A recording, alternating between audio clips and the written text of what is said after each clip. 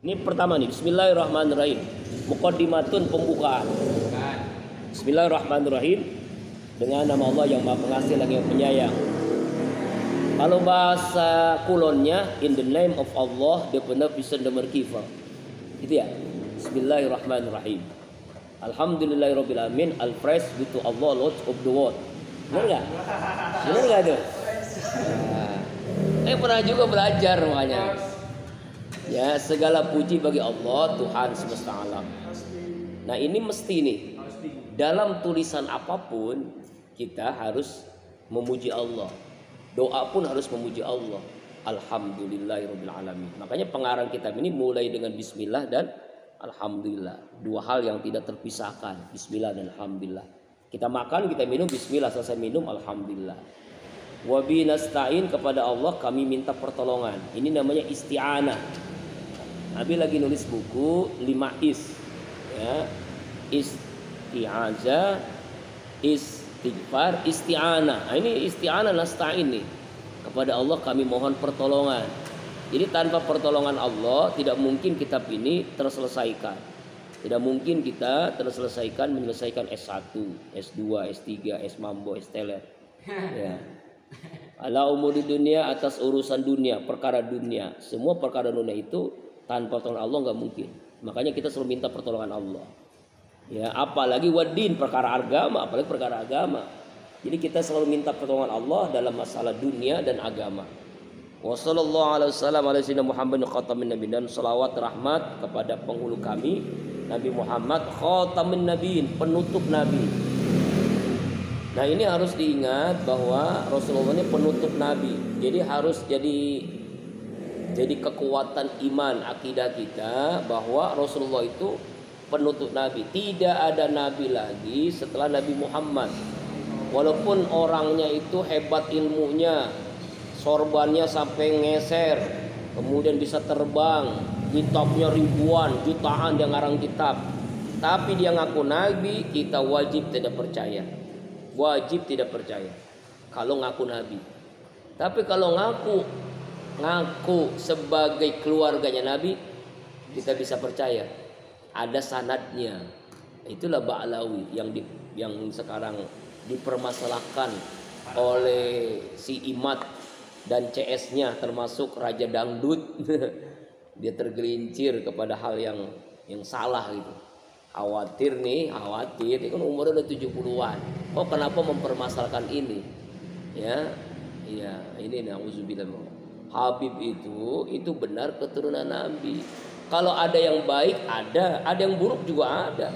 Yang namanya manusia kan, makanya inna akramakum indallahi atqakum. Iya benar itu ayatnya. Sungguh yang paling mulia itu adalah orang yang paling bertakwa, bukan keturunan Nabi. Orang Nabi kita Muhammad SAW, pamannya sendiri, keluarga dekatnya Abu Jahal, Abu Lahab, kafir bahkan. Jadi nggak salah kalau sekarang keturunan Nabi ada yang kafir, ada, memang ada. Yang Syiah juga ada. Tapi kan kalau yang lihat bener, bang, lebih banyak yang benernya, lebih baik ya. Itu ada sanadnya. Orang Habib itu tidak bisa nikah dengan sembarangan orang.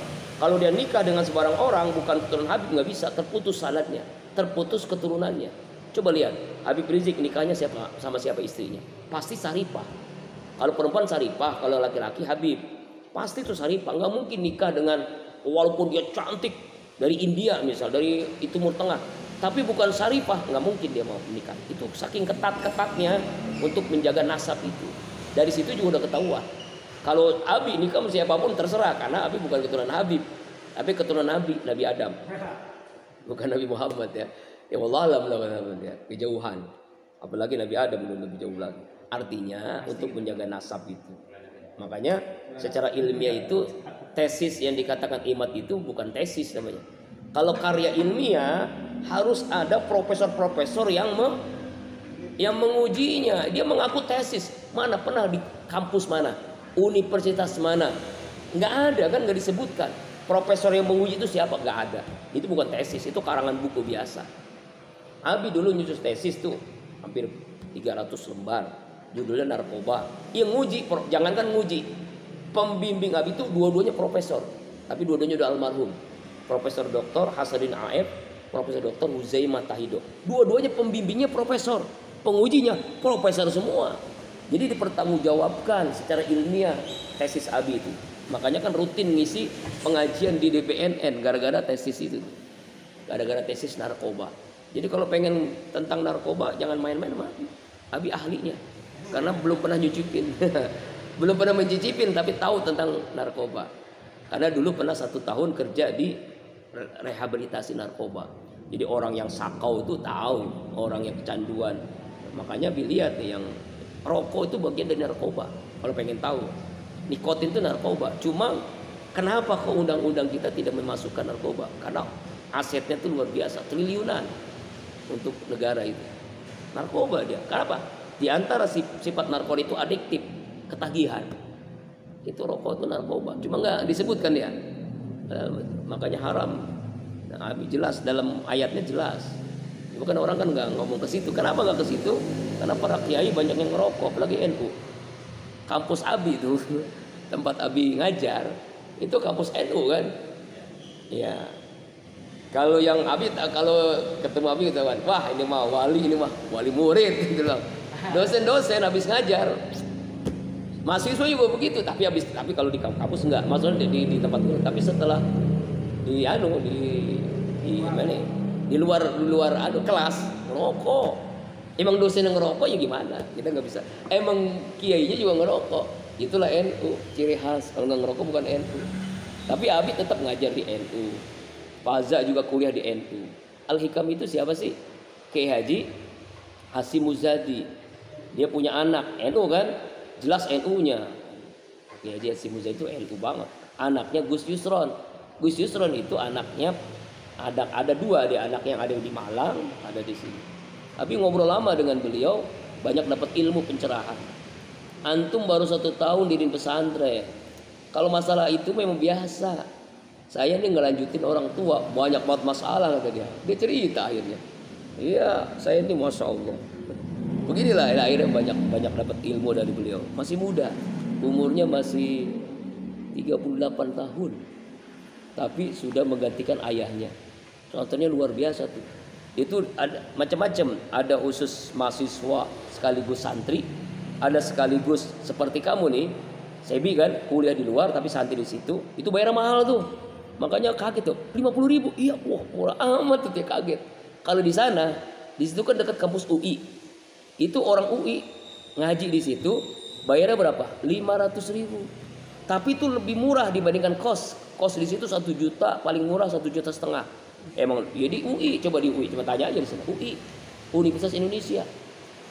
Itu kos-kos mahal tuh, bagus-bagus, lek-lek buat kos banyak, bagus banget ini. Bayar 1 juta, kayak kontrakan. Iya, kontrakannya bagus-bagus gitu. Nah, artinya adalah ya baru 1 tahun diriin pesantren, mungkin ya. Itu biasalah hal-hal yang kurang pas itu kita evaluasi terus. Ya, dia menguatkan Abi, dia menguatkan lebih kepada ruhiyahnya. Nah, itulah ulama. Kalau bertemu ulama, kita banyak dapat pencerahan. Ya, saya cium tangan sama dia karena dia lebih hebat ilmu. Nggak mau dia cium tangan. Antum pun lebih tua. Akhirnya kenal. Oh, Wali Lapis itu mengajar di sini. Itu sahabat saya bilang. Wali Lapis itu teman sekelas di Pasca di UIN. Dia ngajar di Al-Hikam. Ya, nah kembali lagi. Jadi khotamun Nabi ini harus ingat ya. Khotam ini penutup ya, bukan cincin. Orang Ahmadiyah, khotam itu arti cincin. Bacanya bukan khotami, tapi khotim. Cincin dari cincin Nabi.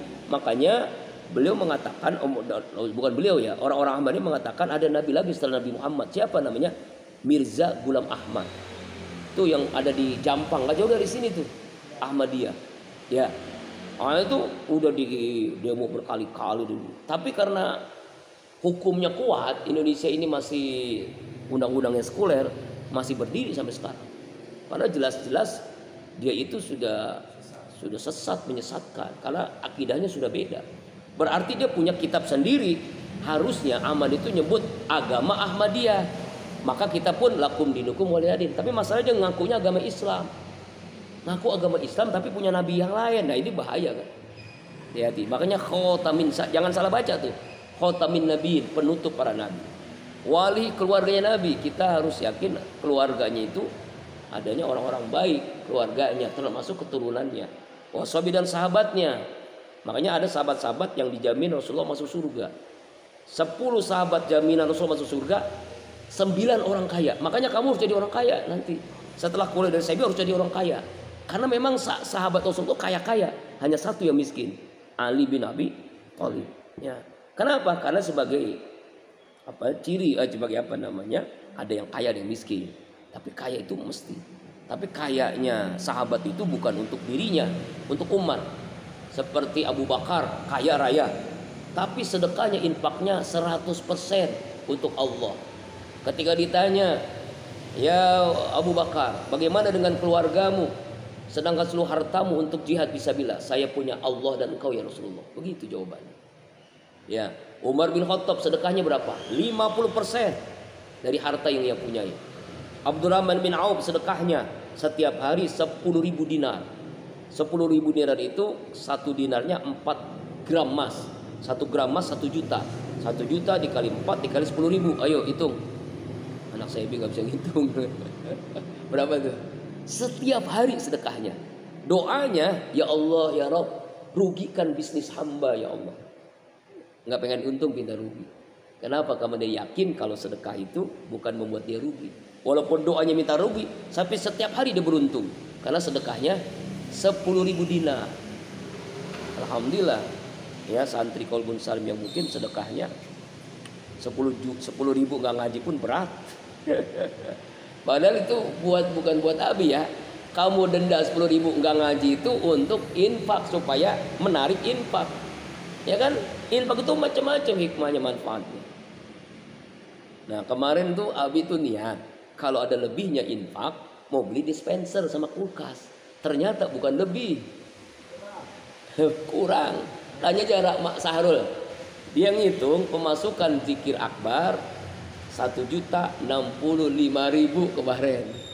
Biasanya minimal 1,5 1,7. Pengeluaran lebih daripada 1,5.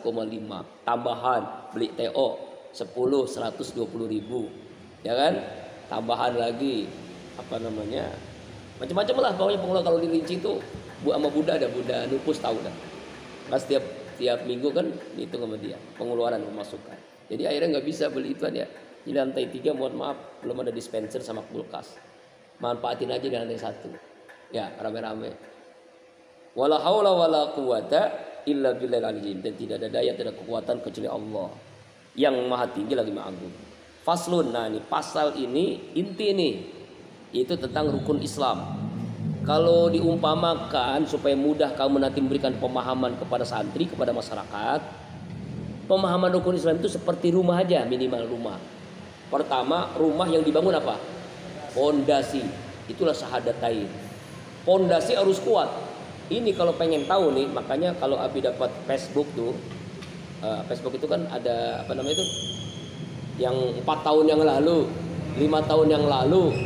Nah itu bangun ini cakar ayamnya itu masya Allah berjuangnya luar biasa. Cakar ayam itu artinya pondasinya harus kuat, karena memang ini bisa 4 lantai. Memang dasarnya saya bilang pada arsiteknya 4 lantai. Bisa nggak bisa, tapi bawahnya tuh sampai berapa meter gitu kan. Ya tuh, Sahrul tahu dah, orang-orang masyarakat itu tahu. Abi itu benar-benar berjuang sendiri. Berarti bukan sendiri, Allah yang memberikan kemudahan. Nyari kemana-mana, minta ngemis. Tapi ngemis bukan untuk pribadi, kan boleh untuk bangunan. Itu alhamdulillah. Ini berapa pondasi cakar ayamnya itu, masya Allah. Biayanya luar biasa. Dari besinya, dari bajanya, apalagi macam-macam coran itu, dari mobil. Beli satu mobil itu kalau nggak salah 10 juta itu satu mobil untuk coran itu, masya Allah. Duit dari mana itu? Ya dari Allah, lewat hamba-hamba Allah. Nah, rukun Islam itu pertama pondasi harus kokoh. Ya apa itu? Syahadatu an la ilaha illallah wa anna muhammadar rasul. Harus kuat nih, kokoh nih. Pokoknya sampai akhir hidup kita bahwasanya tidak ada Tuhan yang berhak disembah kecuali Allah. Tidak ada yang memberikan ilmu kecuali Allah. Abi hanya ngajar, tapi berikan ilmu hanya Allah. Tidak ada yang berikan kesehatan kecuali Allah. Taufik, hanya Allah berikan kesehatan. Dokter hanya perantara. Ya kan? Ya itu sakit nih, tapi semangat terus. Makanya mohon maaf, besok Abi rencananya mau sholat tahajud di sini. Tapi kelihatannya berat nih, belum fit banget. Ya jadi kuliah subuh tetap di sini. Besok kuliah subuh kan Rabu kan Abi janji di sini. Udah pindah dari At-Taubah. Ya kita di sini. Kemudian ya masak air ya. Itu kuncinya sama Rahman. Kunci pintu ini.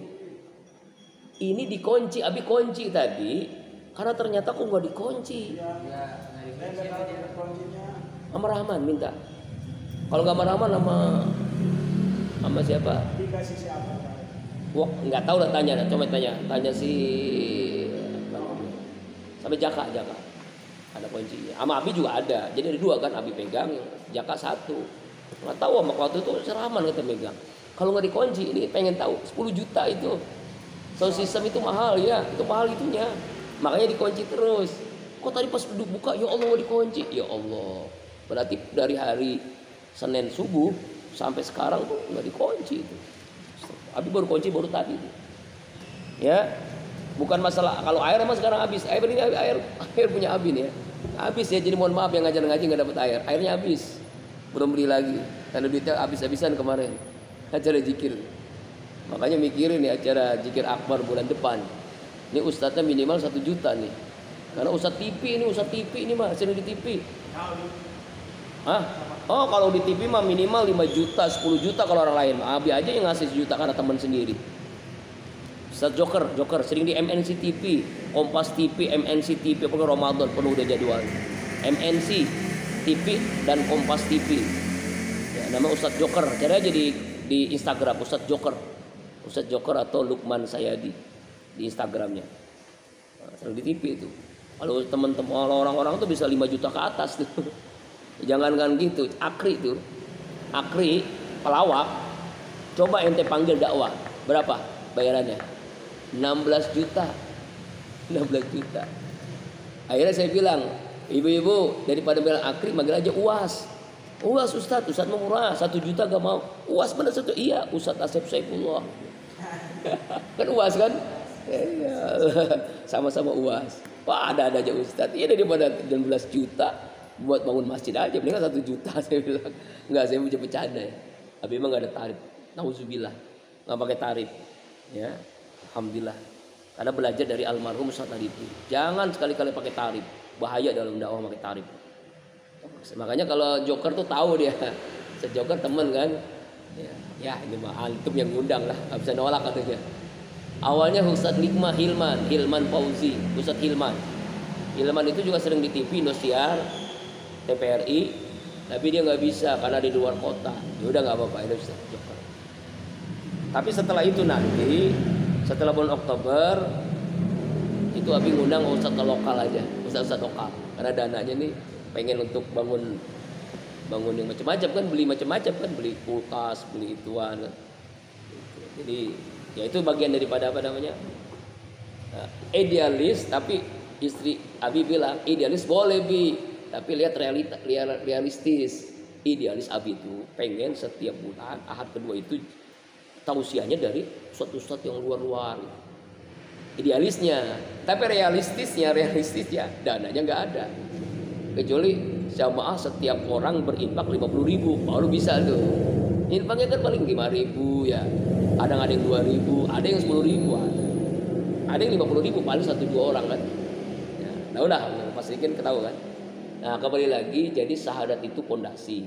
Yang kedua, sholat ini tiangnya 5, zuhur, asar, maghrib, isya, subuh. Supaya kokoh tiangnya, makanya banyak tiang ini. Apa itu? Qobdiyah ba'diyah. Makanya santri Qobun Salim itu jangan sampai enggak sholat Qobdiyah ba'diyah. Sebelum zuhur 4 rakaat, setelah zuhur 2 rakaat. Ya, setelah maghrib 2 rakaat, setelah isya 2 rakaat, sebelum subuh 2 rakaat. Itu muakkad. Kalau ghair muakkad 4 rakaat sebelum zuhur, 4 rakaat setelah zuhur, 2 rakaat sebelum asar, 2 rakaat sebelum maghrib, 2 rakaat sebelum itu ghair muakkad. Tapi yang penting muakkadnya jangan sampai ditinggalkan kecuali dalam kondisi nggak memungkinkan. kita ketemu masjid, musola, udah sholat zuhur, ya udah nggak apa-apa. Kan udah sholat zuhur, kita nggak. Kemudian tambah lebih kuat lagi, yaitu dengan tahajud. Makanya itu tahajud. Kan kemarin, tahun kemarin evaluasi kan 1 bulan sekali wajib. Jangankan 1 bulan sekali. Ini kadang-kadang subuh aja masih ketiga. Makanya Paza tuh ngelaporin, Bi, ada 4 orang di atas. Azan subuh, ya Allah. Itu yang bikin Abi marah kemarin. Subuh belum bangun juga, apalagi tahajud, ya Allah. Zikir akbar lagi. Jadi kalau bisa zikir akbar itu dari tahajud udah ikut bantu masak air lah. Kalau nggak tahajud kan bisa, kan ada alasan kenapa nggak tahajud, masak air. Kalau nggak kan tahajud, ikut tahajud lagi, dapat 2 rakaat minimal kan, apalagi sampai 11 rakaat. Itu sebulan sekali. Nah sekarang evaluasi mau seminggu sekali nih. Tapi karena kondisi belum fit, insya Allah malam Rebo depan ya. Setiap malam Rebo kita insya Allah malam Rebo itu, atau malam, ada 2 kemungkinan, kalau nggak malam Rebo malam Senin. Karena kan malam Senin subuh Abi di sini kan, malam Rebo di sini. Ya, pokoknya setiap di sini nanti ada tahajudnya lah, insya Allah. Kalau nggak, atau malam Kamis masih di Gandaria. Itu ya. Kemudian apa lagi? Duha. Mau berangkat kuliah, duha minimal 4 rakaat. Minimal 4 rakaat dah. Jangan 2 rakaat itu bayar pajak. Kalau 4 rakaat tadi sesuai, siapa yang sholat 4 rakaat, rezekinya dijamin hari itu oleh Allah Subhanahu wa taala. Dijamin rezeki ilmu, rezeki kecerdasan, rezeki orang tua untuk apa, transfer uang biaya kamu makan ya kan. Lebih mudah nanti rezekinya. 4 rakaat itu sekaligus atau dua-dua? Boleh dua-dua, boleh sekaligus. Saya punya jamaah namanya almarhum Allahumma gfir lahu Haji Sahrudin. Beliau infak sebelum pulang ke Medan, karena orang Medan tapi tinggal di sini. Ya, almarhum sudah. Infaknya 12 juta. Ya, saya tanya kan, saya WA. Bang Haji, maaf nih Ustaz. Maaf saya nanya. Abang infaknya 12 juta. Emang kenapa Ustaz, ada masalah? Biasanya kan kalau infak tuh angkanya pas. Kenapa 12? Oh iya Ustaz, alhamdulillah tadus binima. Saya dari bujangan sampai hari ini sholat duha saya 12 rakaat. 12 rakaat setiap hari. Orang Medan, namanya Haji Sahrudin, almarhum Allahumma gfir lahu. Ya. Nah, setahun yang lalu dia meninggal. Dia kan waktu itu sebelum ngasih ngecor tuh 12 juta dia infak. Karena duhanya 12 rakaat, jadi sesuai dengan jumlah sholat duhanya. Sampai segitu dia, luar biasa itu. Setahun sebelum meninggal, beliau izin, Ustaz saya mau pulang kampung. Karena anak-anak saya di Medan, saya hanya berdoa aja di sini. Karena anaknya udah selesai kuliah, udah kerjanya pun di Medan. Pulang kampung ke Medan, nggak lama. Emang mungkin Allah sudah menakdirkan meninggalnya juga di tempat lahirnya, meninggalnya di Medan. Ya Allah, itu sampai begitu. Dia duhanya 4 rakaat sekaligus. Jadi berarti 1 salam 4 rakaat, 1 salam terus jadi 3 kali salam. Jadi 12 rakaat. Jadi sholat duha itu, sholat siang itu boleh 4 rakaat, tapi tidak ada tahiyat awal. Kenapa? Karena bedain antara sholat wajib dengan sholat sunnah, ya, sholat duha. Jangan sampai ketinggalan. Abi itu dari aliyah sholat duha 4 rakaat sampai hari ini, sampai wafat insyaallah ya, mohon doanya. 4 rakaat minimal. Kalau lagi susah ya kadang 12 rakaat, kadang 8 rakaat. Jadi belum istiqomah sampai 12 rakaat seperti Haji Sahrudin itu. Makanya rezekinya lancar. Dia hanya pedagang air galon. Haji, suami istri udah haji, umroh sudah berkali-kali. Infaknya juga gede-gede banget infak. Karena duhanya. Maka rezekinya lancar. Tuh, bayangin. Lancar. Orang yang dua itu rezekinya lancar. Karena mintanya apa? Minta apa? Minta rezeki kan? Sholat yang minta rezeki ya sholat duha. Insyaallah, minta rezeki. Kemudian apa? Ita uzzakah, mendirikan sholat, menunaikan zakat. Kenapa sholat dan zakat ini yang benar nih? Karena dalam Al-Quran itu aqimus sholat wa atuz zakah. Jadi rukun Islam itu sholat dan zakat. Zakat yang keempat, sholat yang ketiga. Karena sholat itu mewakili ibadah ritual, zakat mewakili ibadah sosial. Jadi ibadah itu ada 2, ada ritual, ada sosial. Sholat mewakili ibadah ritual, zakat mewakili ibadah sosial. Ya kan, turunannya nanti namanya infak, sedekah, wakaf, amal jariyah, hadiah dan seterusnya. Zakat itu kalau ibarat rumah, apa ini? Pintu, jendela, kamar mandi. Kalau rumah nggak ada pintu, nggak ada jendela, nggak ada kamar mandi gimana? Nggak mungkin bisa masuk ke rumah itu kan? Itulah zakat, membersihkan. Zakat itu membersihkan. Kemudian saum Ramadan, apa saum Ramadan ini? Tembok. Makanya as-saum junnah. Puasa itu tembok, dinding. Jadi punya tembok. Temboknya apa? Ramadan. Kalau Ramadan doang ya seperti ini, kotor ya kan. Ini udah 3 kali ngecat tukang. Atau saya udah nyerah, Ustadz ini pasti kotor lagi dah. Caranya gimana? Di keramik aman. Iya keramik mah biayanya bang, ya nanti insya Allah dah. Ya, ini kan ini berkali-kali nih ngecat ini. Bukan kamu, bocil-bocil itu tuh, tangannya iseng, kakinya iseng, ya kan? Hah? Kalau jelek lah, udah pengen putih aja. Tapi senang putih, warna putih itu warna apa? Ya? Warna zikir. Ya paling nanti kalau bisa aja, tapi keramik. Kalau keramik boleh. Insya Allah mudah-mudahan nanti bisa ada keramik. Ya, doain aja. Abi dari dulu juga doa doang kan. Jadi andalannya doa. Karena Abi nggak punya apa-apa, nggak punya uang banyak. Ada Allah yang Maha Kaya. Insya Allah nanti ada. Nah, junnah itu tembok, ya, dinding.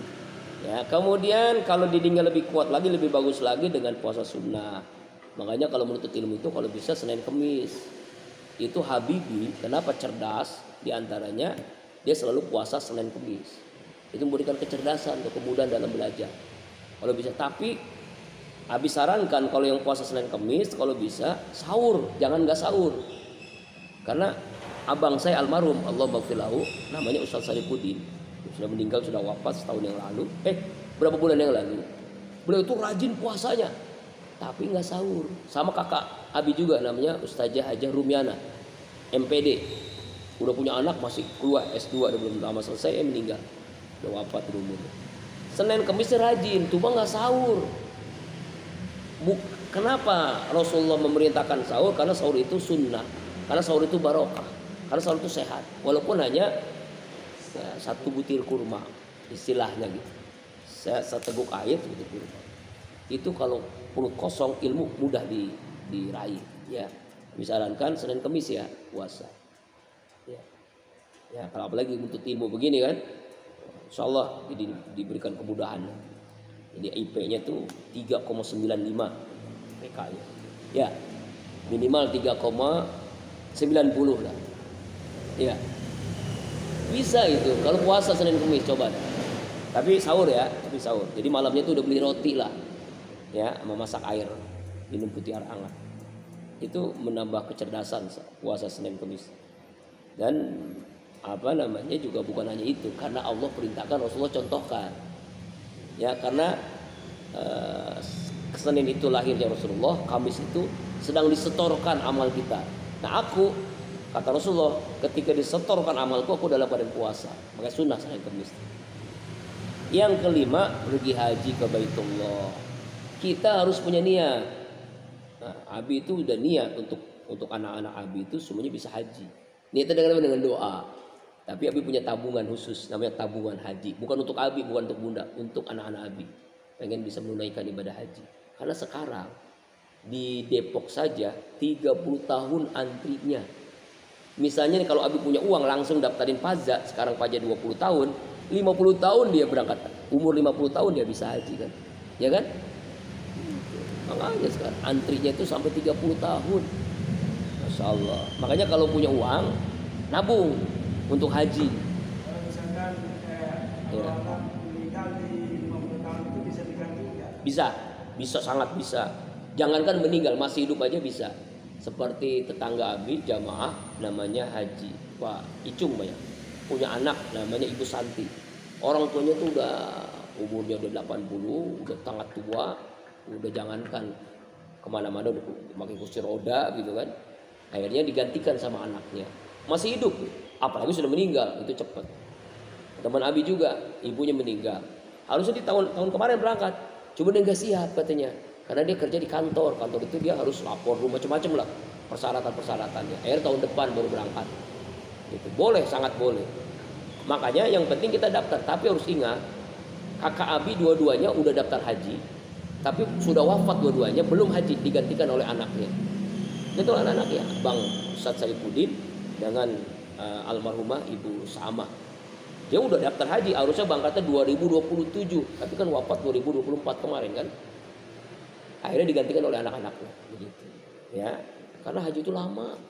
Abi aja 10 tahun, ya. Kalau sekarang 30. Kalau di Lombok kepala berapa tahun Lombok? 20? 35 malah. Masya Allah, lebih lama lagi dibandingkan Depok ya. Itulah. Kecuali Haji Plus ya. Kalau Haji Plus sih bisa, iya, langsung daftar langsung berangkat. Tapi berapa biayanya? 150 jutaan ya. 100 sampai 200 kan. 200 jutaan. Ya, punya uang segitu boleh langsung berangkat.